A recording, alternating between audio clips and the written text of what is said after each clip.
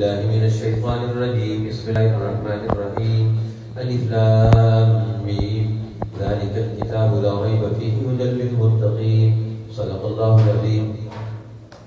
محترم حاضرین، مبارک کی دوسری رات ہے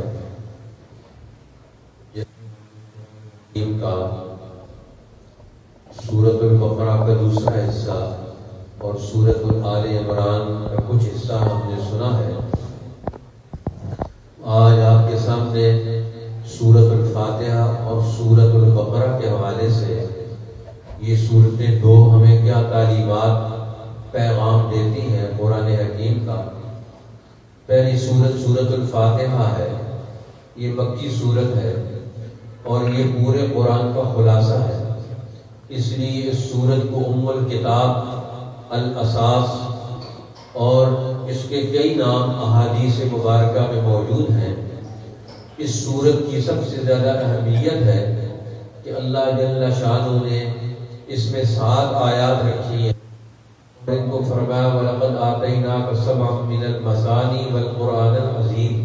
ہم نے آپ کو 7 دہرائی جانے آیتیں اور قرآن عظیم عطا فرمایا.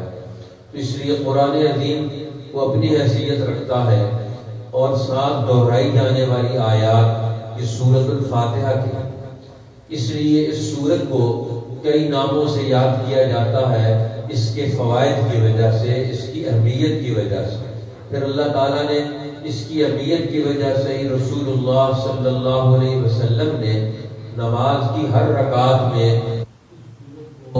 پڑھنا مسلمان کے لیے ضروری قرار دیا گیا. اس لیے قرآن حکیم کی یہ آیات مسلمان بچوں کو اول دن سے یاد کروائی جاتی. اس سورت کریمہ کے 3 حصے ہیں. پہلا حصہ اس کا جس میں اللہ جل شانہ کا تعارف ہے، اللہ کی صفات ذات کا. پہلا حصہ الحمدللہ رب العالمین الرحمن الرحیم مالک یوم الدین، یہ اس کا پہلا حصہ ہے کہ سب تعریفیں اللہ کے لیے ہے جو سارے جہانوں کو پالنے والا ہے، رحم کرنے والا ہے، انصاف کے دن کا مالک ہے. تو اس میں سب سے پہلے اللہ تعالیٰ کا تعارف، اپنا تعارف خود کروایا. اپنی زبان سے اللہ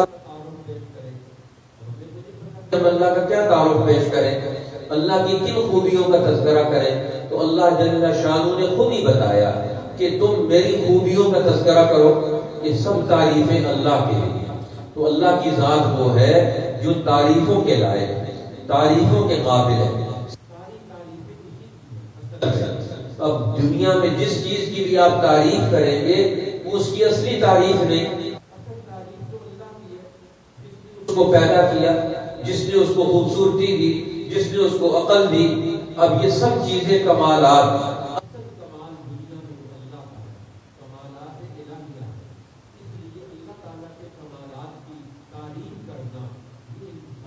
ضروری ہے. یہ اللہ کی تعریف کرے. اب اللہ کی تعریف کا الحمدللہ رب العالمین اللہ کے لیے اس کا پہلا وصف ہے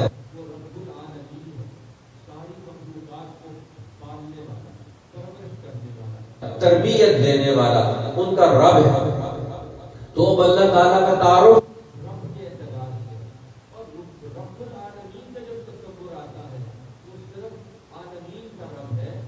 عالمین سے مراد یہاں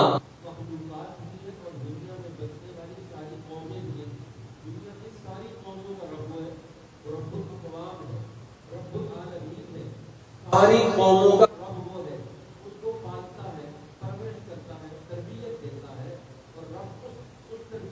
والی ذات کو کہتے ہیں اس کے ہر قسم کے تقاضوں کی تکمیل کرے اور آہستہ آہستہ اس کو پروان چڑھائے،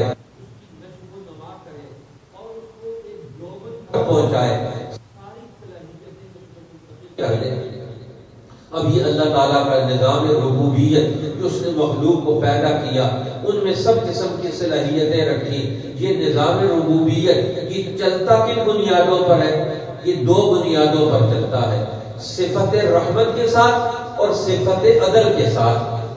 یہ نظام ربوبیت اس پر حاوی صفت مہربان ہے، نہایت رحم کرنے والا، اس لیے الرحمن رحمان ہے، اس لیے اس کی رحمت کے دائرے بڑے، رحمت کو وسیع دائرہ موجود ہے، انسان پر بھی، کافروں پر بھی،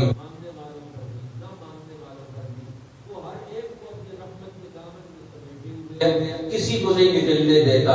لیکن آخرت میں وہاں جانے کے بعد اس کی رحمت کا خاص پہلو حکم مان کر، فرما برداری کر کے، اللہ کی نعمتوں ان کو وہاں ہر قسم کی ترقیات سے عطا ان کو نوازے۔ اللہ کی دو صفتوں کا تذکرہ کیا۔ عموماً بندہ جب بھی ایک انسان پرورش پاتا ہے، پرورش میں دو قسم کی رحمتیں شامل ہوتی ہیں، ایک باپ کی رحمت، ماں کی رحمت وہ تو کھانے میں، پینے میں، جلدی اور ضروری چیزوں کے مہیا کرنے میں وہ ماں کی رحمت ہوتی ہے، جو فوری طور پر جو اس کی ضرورتیں ہیں وہ اس کو میسر آ جائے، وہ اس کے لیے کام کرتی ہے، ماں کی رحمت۔ اور باپ کی رحمت اس کے آنے والے دور مستقبل کے لیے وہ اس کو ڈانٹ بھی پھیلائے گا، اس کو کھڑا بھی رکھے گا، وہ اس کے اوپر پابندی بھی لگائے گا،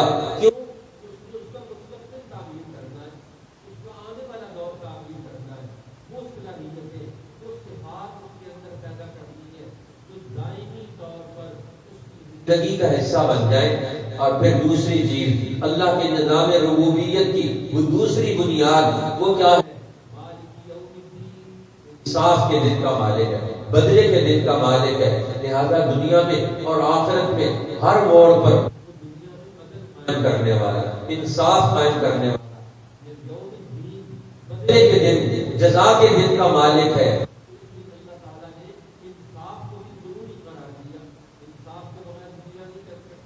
عدل کے بغیر دنیا نہیں چل سکتی، کائنات ترقی نہیں کر سکتی اگر عدل کا پہلو موجود نہ ہو۔ اور عدل کی مثال وہ بہت خوبصورت مولانا عبید اللہ سندھی رحمت اللہ تعالی علیہ نے دی۔ اللہ کی رحمت بارش میں رویدگی پیدا ہوتی ہے، نشو و نما پیدا ہوتی ہے، زندگی بڑھتی ہے۔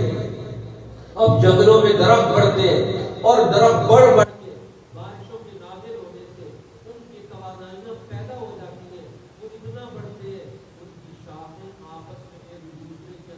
جاتی ہے۔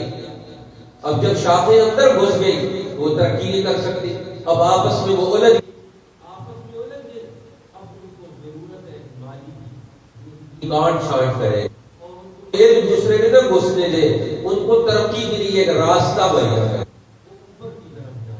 ادھر ادھر آپس میں نہ الجھے، اس سے تو ان کی ترقی رک جائے گی۔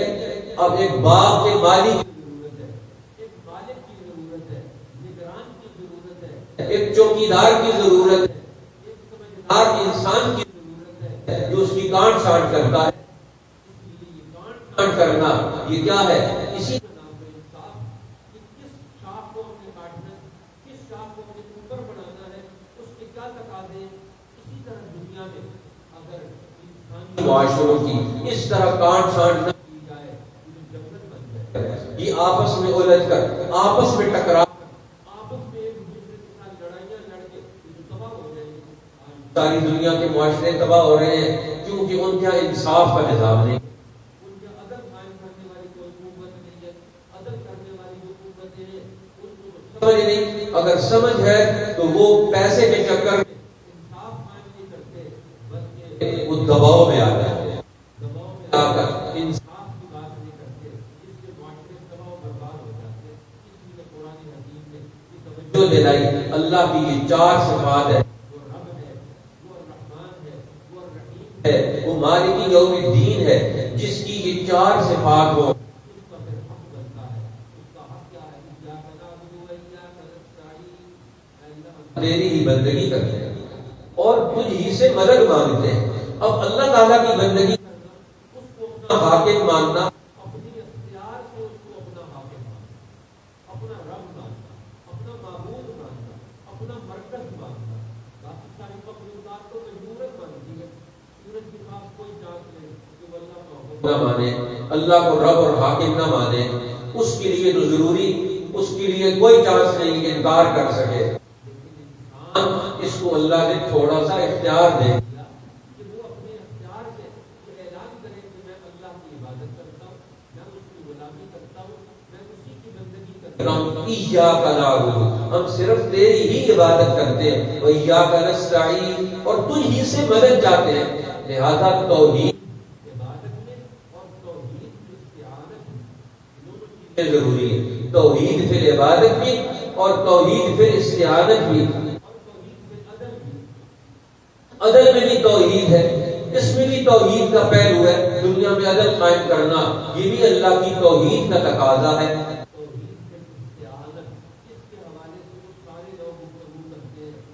توحید فی العدالت کے حوالے سے لوگ گفتگو نہیں کرتے کہ عدل میں بھی اللہ کی توحید کی بنیاد پر دنیا میں عدل قائم کرے. سارے نبیوں نے قائم کر کے دکھایا. جب اللہ کا حق ہم نے مان لیا، اس کے بندے بن گئے، اس سے مدد مانگنی ہے تو اس سے مدد کس چیز میں مانگنی ہے؟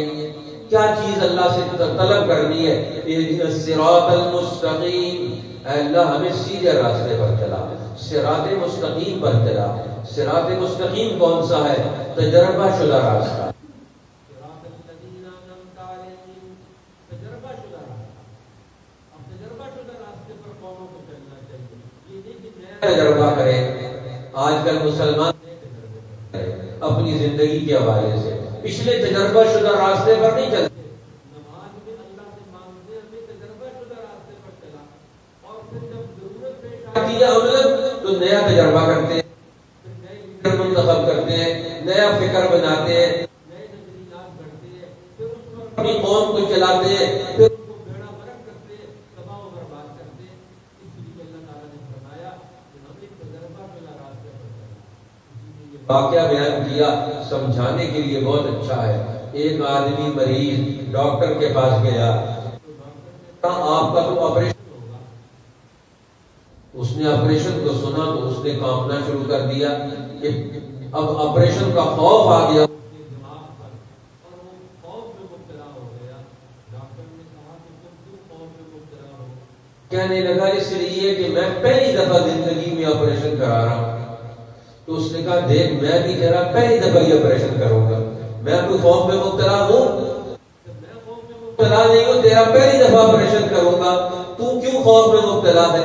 آج ہمارا بھی وہی کہ ہم ایسے لیڈر اور رہنما بناتے ہیں تو پہلی دفعہ ہم پر تجربہ کریں، ہم پہلے والا تجربے کا شکار ہوں اور اسی کا ہم تباہی اور بربادی کا اپنے آپ کو سپرد کر دیں.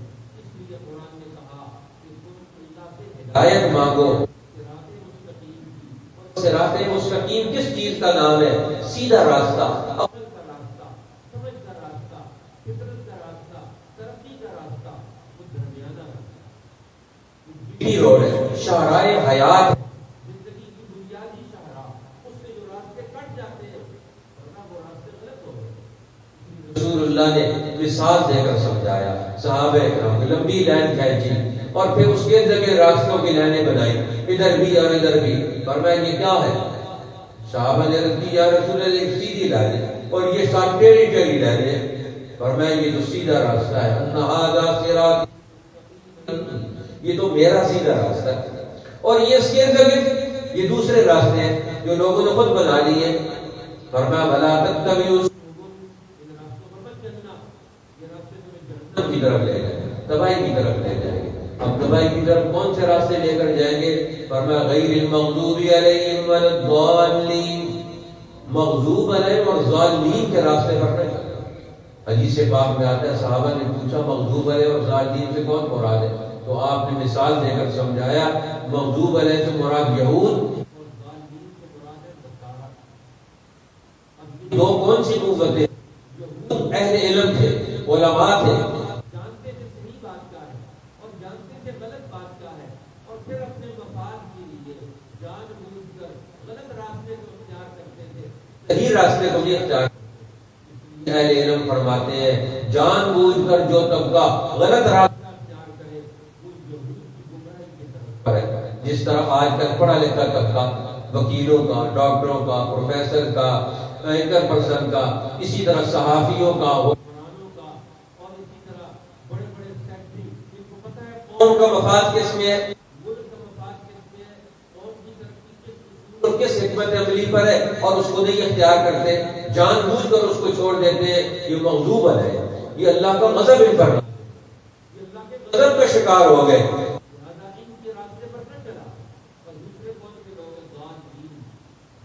علم نہیں لیکن عمل کی قوت ہے، ان کے پاس علم ہے، علم کا استعمال نہیں کیا، غلط راستے پر چلے، ان کے پاس علم نہیں ہے لیکن عمل ہے، اور عمل وہ کرتے ہیں بغیر علم کے، تو بغیر علم کے بھی عمل انسان کو تباہ کرتا ہے، پتہ ہی نہیں کون سا عمل صحیح ہے کون سا عمل غلط ہے۔ اس لیے دین حق علم بھی دیتا ہے اور عمل بھی دیتا ہے، اس لیے نبی اکرم صلی اللہ علیہ وسلم کی جماعت اس کے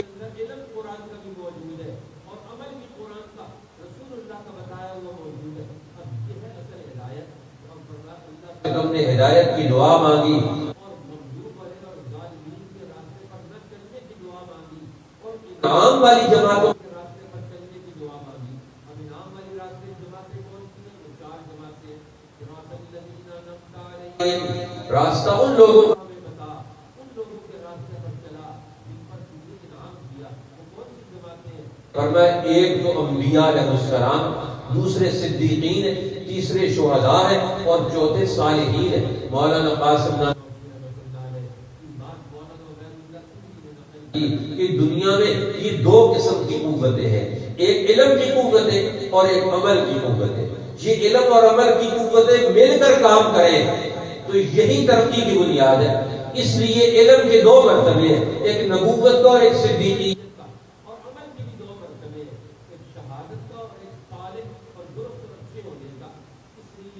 ملتے ہیں، یہ ساری جماعتیں ملتی ہے، یہ کامیاب راستہ بنتا ہے۔ کامیابی کے راستے میں قرآن حکیم کی سب سے بڑی سورت اور سب سے لمبی سورت ہے، اور اس سورت کریمہ کا موضوع کیا ہے؟ الخلافت الکبریٰ، بین الاقوامی نظام، خلافت کا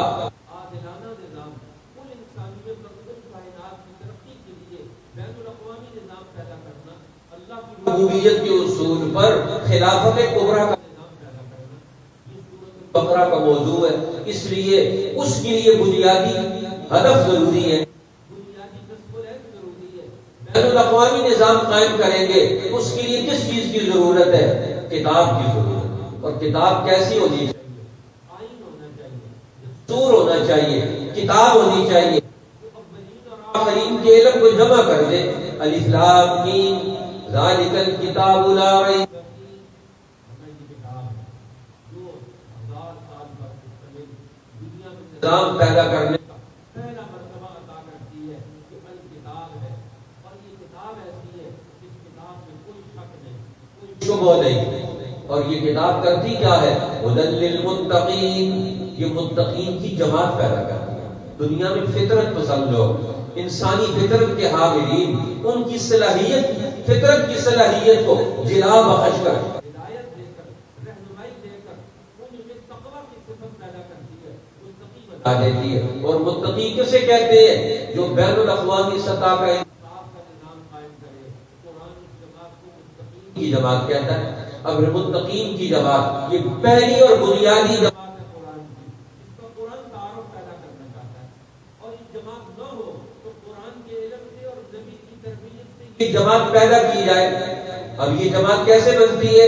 صفات سے بنتی ہے، اعمال سے بنتی ہے، افکار سے بنتی ہے، نظریات سے بنتی ہے، درست حکمت عملی اختیار کرنے سے بنتی ہے۔ اس لیے قرآن نے بتایا پہلی صفت کیا ہے؟ الذین یؤمنون بالغیب، جو غیب پر ایمان رکھتے ہیں، پورا کائناتی ڈھانچہ جو نظر آتا ہے اس کو بھی مانتے ہیں، جو نظر نہیں آتا ہے اس کی بیک پر ایک کائنات موجود ہے اس کو بھی مانتے ہیں، غیب کا پورا نظام جو پوری کائنات کو چلا رہا ہے اس پر ایمان رکھتے ہیں۔ یہ پہلی جماعت ہے قرآن کی۔ اور پھر اس قرآن کی جماعت کے مقابلے میں، قرآن کے پروگرام کے مقابلے میں دوسری جماعت آئی، وہ کفار کی، اس کا مقابلے پر کھڑے ہونے والی. قرآن نے اس کا بھی تعارف کروایا. اب آپ ان کو دعوت دے یا نہ دے، انہوں نے اپنی صلاحیتیں برباد کر لی. ختم اللہ علی قلوبہم وعلی ابصارہم، ان کے دلوں پر، ان کی آنکھوں پر اور ان کے کانوں پر مہر لگا دی، اور ان کی آنکھوں پر پردے ہیں. یہ دل، کان اور آنکھیں یہ علم کے ذرائع ہیں. آنکھوں سے اور کانوں سے سن کر دل تک انسان کی چیز پہنچتی ہے. ان کی بنیادی صلاحیتیں مر گئی، برباد ہو گئی. اب انسانوں کی دل و دماغ کی بنیادی صلاحیتیں سوچنے کی اور سمجھنے کی، سنتا ہے، سن کر اس پر غور کرتا ہے. جو غور کرنے کی اور سمجھنے کی صلاحیت قوم کی مر جائے، سمجھ وہ قوم تباہ ہو گئی. جو قوم سوچتی نہیں، غور نہیں کرتی، تو وہ قوم تباہ ہو گئی. اب اس لیے کہ انہوں نے اپنی صلاحیتیں تباہ کر لی ہیں، اپنے دل و دماغ سوچنے سمجھنے کی صلاحیتیں مار لی ہیں. اب ان کو دعوت دی جائے تو کس کو دعوت دی جائے؟ اندر صلاحیت ہی نہیں ہے. اس لیے دشمن شیطان دنیا کی قوموں پر جب قبضہ کرتے ہیں، صلاحیتوں کو مار دیتے ہیں، ان کے نوجوانوں کو تباہ کر دیتے ہیں، ذہنوں میں تشویش پیدا کر دیتے ہیں، وہ حق بات کو قبول. تیسری جماعت منافقین کی ہے. اب یہ تین قسم کی جماعتوں کا قرآن تعارف کرواتا ہے. منافق نعرے جو لگائیں گے ایمان کے اور کام کریں گے اس کے خلاف. 13 آیات میں اس کا تعارف کروایا اور پھر قرآن کی دعوت دی. یہ قرآن دنیا میں دعوت لے کر کیا آیا ہے؟ اے دنیا میں بسنے والے انسانوں، صرف ایک اللہ کی غلامی کرو. قرآن کی یہ بنیادی دعوت ہے. دنیا میں کوئی انسان اللہ کے سوا کسی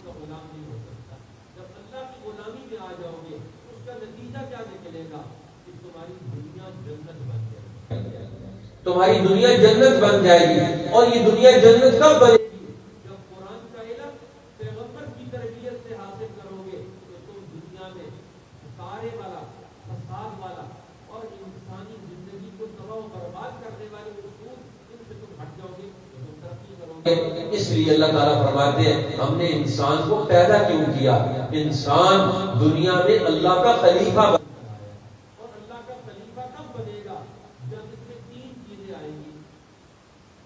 پہلی چیز عبادت، دوسری چیز علم اور تیسری چیز امانت. اب اس کے اندر یہ تین چیزیں آئیں گی تو یہ اللہ کا خلیفہ بنے.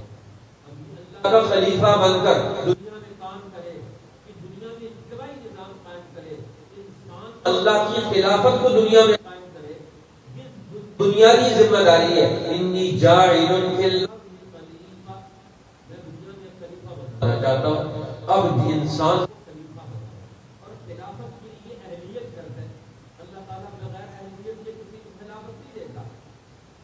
حکمرانی بغیر اہلیت بھی نہیں ملتی. آج مسلمان دنیا میں حکمرانی کرنے کی اہلیت کو بیٹھے ہیں، انہیں پتہ ہی نہیں. اللہ نے آدم علیہ السلام کو علم دیا. علم آدم الاسماء.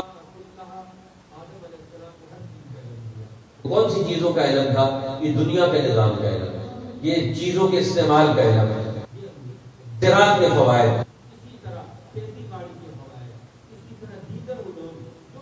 زندگی کی ضرورتیں ہیں وہ ضرورتیں خود اپنی پوری کرے. جو قوم اپنی ضرورتوں کا نظام خود پیدا کرے گی اللہ اس کو حکومت دے گا. آج دنیا کے مسلمان اپنے علاقوں میں اپنی حکومت نہیں پیدا کر سکتے. کیوں؟ کہ دنیا کی دوسری قوموں سے اپنی ضرورت کی بھیک مانگتے ہیں. ان کی تعاون کے بغیر اپنی زندگی نہیں چلا سکتے. تو اللہ تعالیٰ کیوں حکومت دے گا؟ کیوں خلافت دے گا؟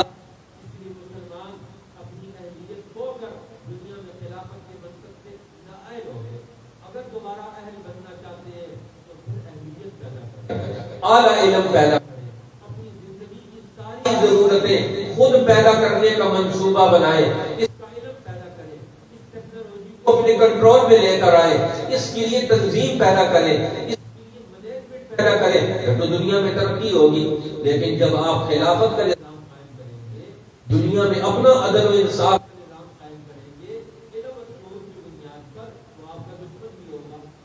شیطانی قوت جو آپ کے نظام کو نہیں چلنے دے گی، رکاوٹ ڈالے گی. اور رکاوٹ کیسے ڈالے گی؟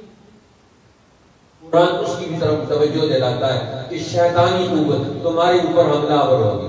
جو تمہارے دشمن ہے، تمہیں اس منصب سے نکالنا چاہتا ہے کہ انسان اللہ کا خلیفہ نہ بنے، یہ خلافت کے بغیر اور کام کرے تو ٹھیک ہے، اور اگر خلافت کا کام کرے تو پھر شیطان اس کا دشمن ہے۔ شیطان نے، علماء کہتے ہیں نیت انسان کی خراب ہو تو اس کو کبھی کچھ نہیں ملتا۔ شیطان نے ہزاروں سال اللہ اور عبادت کا مقصد اللہ کی رضا نہیں تھا، مقصد اس کا دنیا اور مادی مفاد تھا کہ مجھے خلافت مل جائے۔ وہ فرشتوں کے اندر رہتا تھا اور ہر وقت عبادت میں رہتا تھا، فرشتے اس پر رش کرتے تھے، لیکن اندر اور تھا۔ نیت کیا تھی کہ اللہ مجھے خلیفہ بنایا اپنا، خلافت تو ملتی ہے لیکن کی بنیاد پر اس نے عبادت کی، خلافت کی وجہ سے نیت فاسد ہوگی۔ عبادت تو اللہ کی رضا کے لیے ہوتی ہے، اس لیے یہ بہت ضروری ہے۔ اب شیطان شیطانی صفات کون سی؟ ابا، استکبر، اس نے انکار کیا، اللہ کا حکم نہ مانا، اپنے بڑوں کا حکم نہ ماننا۔ یہ شیطانی خصلت ہے۔ اللہ نے حکم دیا کہ اللہ کا حکم مانو، ترقی کرو گے۔ تم کائنات میں نے خلیفہ بنایا، اس کا حکم مانو۔ حضرت موسیٰ علیہ السلام کو ایک دفعہ شیطان مل گیا راستے میں، بڑا پریشان، غم زدہ۔ پوچھا کیوں غم زدہ ابلیس، پریشان کیوں ہے؟ کہنے لگا میں توبہ کرنا چاہتا ہوں، اللہ تعالیٰ مجھے میری توبہ قبول کر لے۔ جو اس نے کہا تھا نا کہ تو راندہ درگاہ ہے، تو ہمیشہ کے لیے تجھے میں نے درکار دیا، میں واپس آنا چاہتا ہوں۔ علیہ السلام نے کہا میں اللہ سے کلام ہوتا ہوں، بات کرتا ہوں تیری، اللہ تمہارے کی توبہ قبول کرتا ہے۔ اللہ سے ہم کلام ہوئی، ابلیس توبہ کرنا چاہتا ہے، ورنہ اسے اور جا کر آدم کی قبر کو سجدہ کر دے۔ اگر وہ توبہ کرنا چاہتا ہے، کہتا ہے میں نے زندہ آدم کو سجدہ نہیں کیا تو اب مردہ آدم کو کیوں سجدہ کرو؟ تو اللہ نے فرمایا وہ تو وہی ہے، جب وہ حکم پورا کرے گا تو اس کیٹیگری سے نکل جائے گا۔ حکم پورا نہیں کرتا، کہتا ہے میں توبہ کرنا چاہتا ہوں۔ آج وہ یار مسلمانوں کا توبہ کرتے اے اللہ ہم توبہ کرنا چاہتے ہیں لیکن حکم تیرا نہیں مانے، تو نے میرا آرڈر دیا وہ نہیں ماننا۔ یہ تو شیطان کا کام ہے۔ کہتے ہیں ہم اللہ کو مانتے ہیں، اللہ کہتے ہیں مجھے مانتے ہو تو میرا حکم بھی مانو، میرا قانون بھی مانو۔ اب ہمارا یہ اللہ کو مانتے ہیں، قانون اللہ کا نہیں مانتے، یہ تو شیطانی خصلت ہے۔ یہ دو بندے کی آدم کی خصلت نہیں ہے، اس لیے اللہ تعالیٰ نے پھر ہمیں واقعات سنائے، پورا پارا انبیاء علیہ السلام کا پورا خاندان، نبیوں کا خاندان، حضرت ابراہیم علیہ السلام کی نسل سے، حضرت اسحاق علیہ السلام کی نسل سے، حضرت یعقوب علیہ السلام کی نسل سے، بنی اسرائیل انبیاء زادے جب انہوں نے اپنی خصلتیں تبدیل کر لی، اللہ کے حکم سے نکل گئے، اللہ کے علم سے نکل گئے، اللہ کی نبیوں کی اتباع سے نکل گئے، تو اللہ فرماتے دیکھو ان کے غلام بن گئے۔ اس لیے اس سارے واقعات قرآن نکل جاتی وہ تباہ ہو جاتی، اور ملت ابراہیمی کا انی جاعلک للناس اماما، میں آپ کو امام بناؤں گا نوع انسانی کا۔ ابراہیم علیہ السلام کو کہا، ابراہیم علیہ السلام نے کہا یا اللہ میری مجھے تو آپ نے کہہ دیا امام بناؤں گا۔ آج تک قیامت تک کے آنے والے مسلمان ہر نماز میں درود پڑھتے ہیں، صلی علی محمد وعلی آل محمد کما صلیت علی ابراہیم وعلی آل ابراہیم علیہ وسلم، اور آپ بھی آل اور آپ جماعت پر درود بھیج، جس طرح نے ابراہیم علیہ السلام پر اور ان کی آل پر درود بھیجا تھا، برکتیں نازل کی تھی۔ کیوں؟ انہوں نے قربانی دی انسانوں کو آزادی دلانے، ترقی دلانے کے لیے، توحید کا معاشرہ پیدا کرنے کے لیے۔ اس لیے اللہ نے فرمایا آپ کی میرا وعدہ اس کو پہنچے گا وہ ظلم نہیں کرے گا،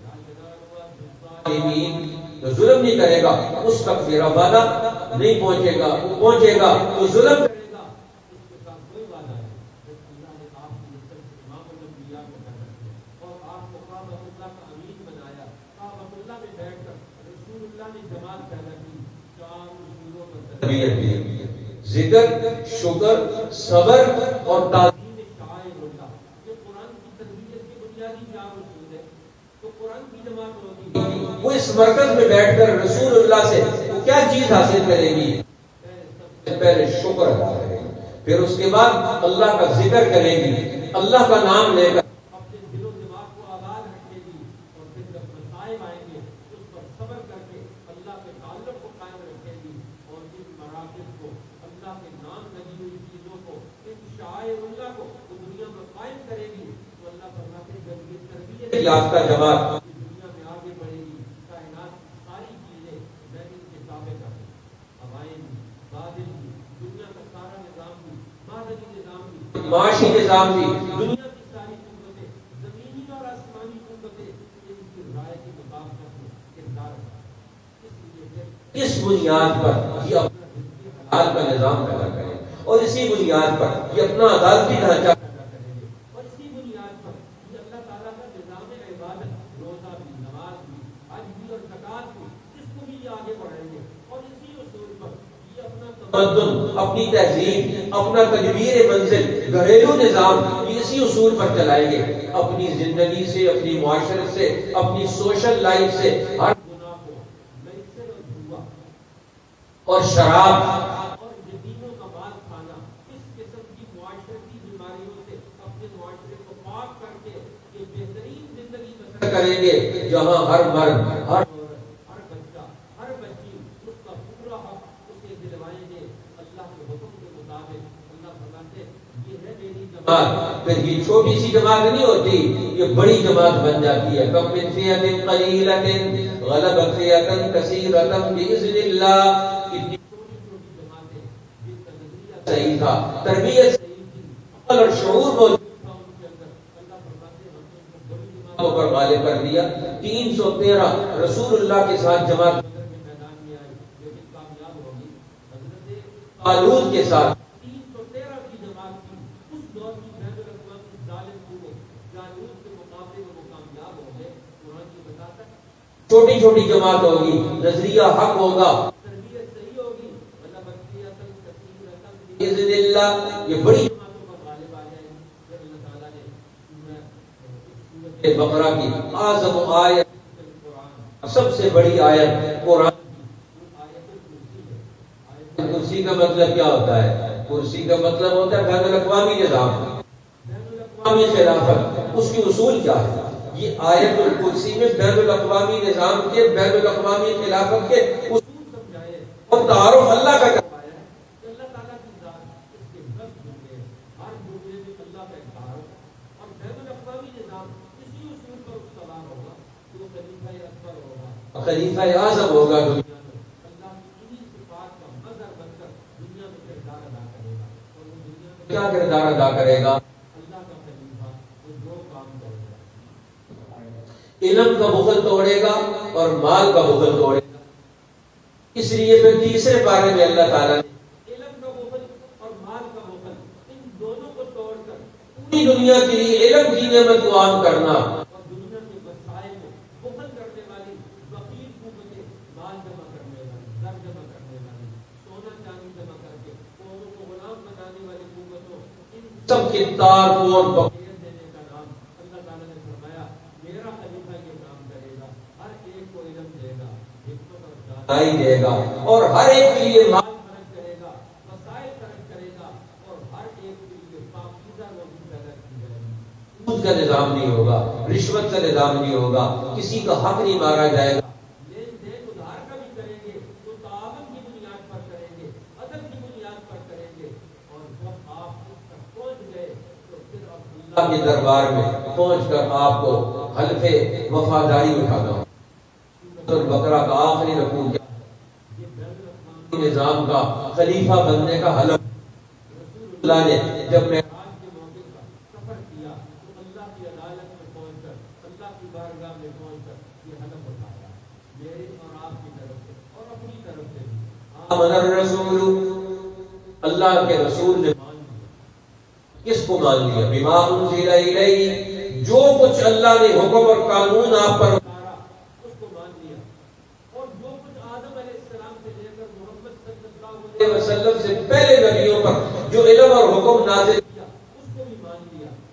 سارے نبیوں کی قوتوں تو وہ محنتوں کو لے کر آج دنیا میں ہم آگے بڑھیں گے، اللہ کے سامنے وفاداری اٹھایا، اللہ کے رسول نے یہ بین الاقوامی نظام اور خلافت کے نظام کی اہلیت کا حلف اٹھا کر وہاں سے واپس آئے، جب حلف اٹھا لیا تو حلف اٹھاتے ہوئے دعا کیا مانگ رہے ہیں؟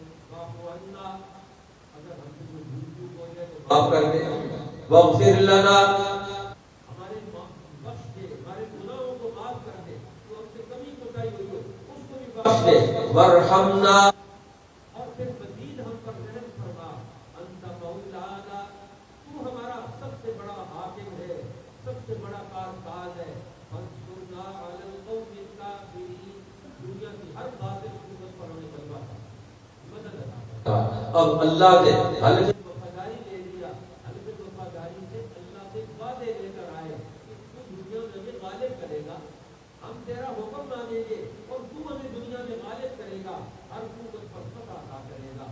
یہ خلافت کبریٰ اس سورۃ البقرہ کی پوری تعلیمات ہے، جو مسلمان جماعت اس تعلیمات کو سیکھ جائے گی تو دنیا کی ساری نعمتوں کی وارث بن جائے گی۔ اللہ جل شانہ دنیا کے مسلمانوں کو پھر سے قرآن حکیم کی اس تعلیم کی روشنی میں اپنی زندگی کے تانے بانے بن کر صحابہ کے اصول اسلام کی نشأت ثانیہ کے لیے اپنی صلاحیت اور قوت کو پیدا کر کے اگلا دور پیدا